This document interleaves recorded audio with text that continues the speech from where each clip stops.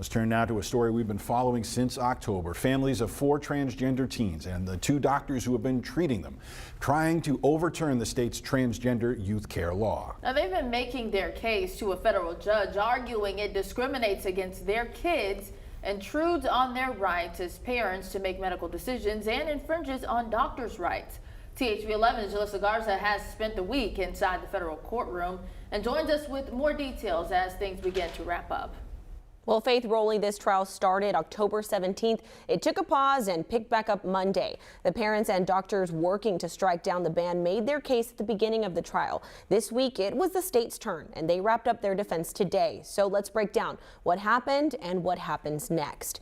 A majority of the state's witnesses have been psychiatrists and even one sociologist. But we saw a shift Wednesday with 2 witnesses being people who identified as transgender for a period of time in their lives, both sharing their journey on why they decided to transition in the first place and why they decided to detransition, describing what both processes were like. Today, the state called their final witness, Dr. Paul Roos, who is a pediatric hormone specialist. While on the stand, he explained why he has prescribed puberty blockers or hormone treatment, citing it's been for different medical reasons, and he has never prescribed this to trans youth, adding he doesn't believe there's enough information out there that answers the question, do trans youth patients benefit from getting gender-affirming care like hormone treatment and puberty blockers? Dr. Roos saying he's not the only doctor in his field who feels this way. Now, today, the trial wrapped up a little bit before 2:30, and that's something different than what we've seen the past few days. All right, so now the testimony's done. Where does this trial and this hearing go next? So we do have